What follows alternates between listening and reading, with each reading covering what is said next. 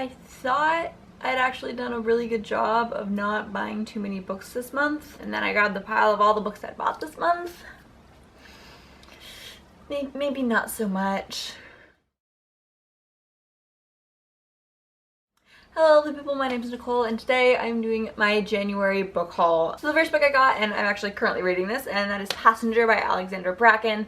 I've only read the prologue, so I'm not that far in, but from what I've heard, it is this really cool sort of time travel adventure with some kind of, I think I've heard like pirate element in it, and that sounds amazing, and I absolutely love Alexandra Bracken. All the reviews I've seen for this so far say that it takes maybe 100-150 pages to really get into it, but once you're past that, it gets absolutely incredible. Then I got another Alexandra Bracken book, and that is The Princess, the Scoundrel, and the Farm Boy.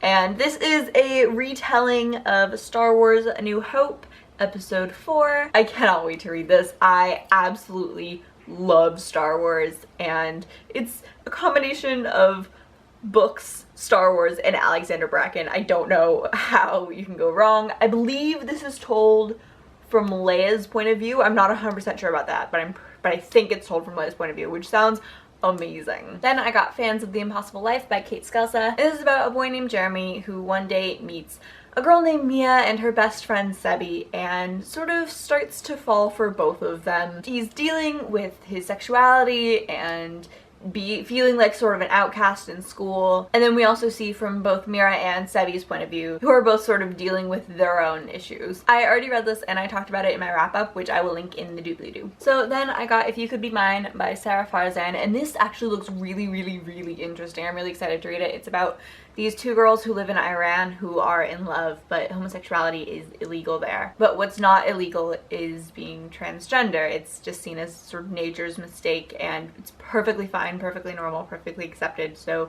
one of the girls starts to consider if maybe looking into becoming a boy would be the solution for her and her girlfriend to be able to actually be together.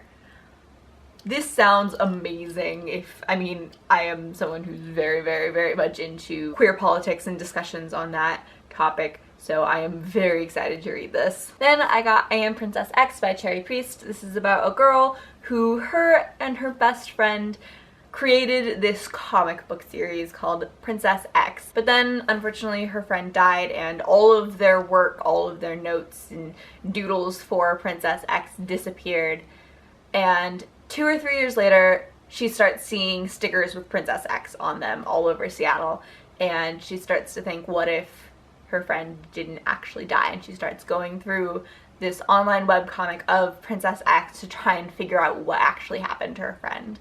I've already read this and I talked about it in my wrap-up. Then I got The Miseducation of Cameron Post, and this is kind of a bit of a staple in the queer books genre. It's about a girl whose parents die, and her first thought is just relief that she'll never have to worry about coming out to them. But then she moves in with her really conservative aunt, I think, and she has to deal with living in this really, really just conservative, not at all okay with gay house. And you know, she thinks it's gonna be hard, but she can do it, and then a girl moves in nearby who she kind of falls for. This is another one that I'm planning on reading this month. I'm really, really excited to read it because it sounds absolutely amazing, and I've heard nothing but brilliant things about it. Then I got a book that I technically already have. It's The Raven Boys by Maggie Stiefvater. If you know me, you know I love this series so much. It's one of my all-time favorites, and I only had the paperback of The Raven Boys, and Barnes & Noble sent me coupons in the email, so I may have used them to buy a hardcover, and now I have a matching set of The Raven Cycle. The fourth one's coming out soon. I had to act fast so that when it comes out they can all be pretty and matching. Don't judge me. And the last book I got this month is Truth Witch by Susan Dennard, and I don't know a ton about this. I know it is, I think, high fantasy, and it's about this land where there are lots of different kinds of witches, and our main character is a truth witch, which I don't know what that means. I'm assuming it has something to do with maybe like being able to coax the truth out of people or mind reading, something like that. I don't know, but I've heard really, really good things about it. And this is my first Susan Dennard book, but I mean, she's best friends with Sarah J. Maas, so she must be amazing, right? Alright, so those are all the books I've read this month. If you read any of them, please let me know what you thought of them and which one I should read next. I think I'm planning on reading Miseducation of Cameron Post, If You Could Be Mine, and The Princess, the Scoundrel, and The Farm Boy as part of the Rainbow-thon later this month. So those I will definitely be reading. The other ones, hopefully I will get to soon. We will see. I love you, and I will see you later. Bye!